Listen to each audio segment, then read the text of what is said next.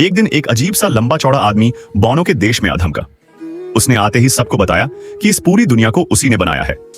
उसके बोलने का अंदाज इतना जोशीला था कि सारे बौने उस पर फिदा हो गए। वो उसे भगवान जैसा मानने लगे। उसके नाम के पोस्टर हर गली में लगने लगे और हर कोई उसकी तस्वीर वाली शर्ट पहनने लगा। लेकिन एक बौने को शक हुआ, कुछ तो गड़बड़ थी। उसने धीरे धीरे पता लगाया कि यह आदमी दरअसल अमेरिका से आया है और सबको झूठ बोल रहा है।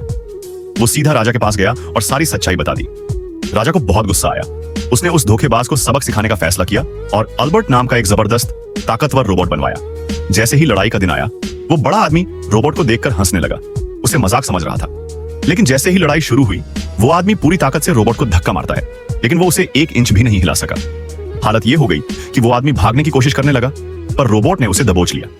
डर और शर्म से कांपते हुए उस आदमी ने राजा के सामने अपना सारा झूठ कबूल कर लिया। राजा ने उसे पकड़कर एक अजीब से देश भेज दिया। जब उसकी आंख खुली तो उसने खुद को लड़कियों के कपड़ों में पाया और सामने एक बहुत बड़ी सी लड़की खड़ी थी, जो उसे अपने डॉल हाउस में खिलौने की तरह ले आई थी।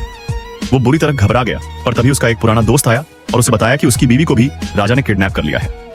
ये सुनते ही उसमें गुस्से की आग जल उठी और वो चुपचाप वहां से निकल पड़ा, सीधे राजा से दोबारा लड़ाई की अपील करने। इस बार भी वही रोबोट सामने था और लड़ाई शुरू होते ही उसने उस आदमी को एक जोरदार करंट मारा। सब हैरान थे, लेकिन तभी उसका दोस्त चुपके से रोबोट के अंदर घुस गया और उसकी बिजली काट दी। मौका पाते ही वो बड़ा आदमी उठकर रोबोट को एक जबरदस्त लात मारता है और आखिरकार जीत जाता है। भीड़ सन्न थी। ये एक ऐसा मोड़ था जिसकी किसी ने उम्मीद नहीं की थी।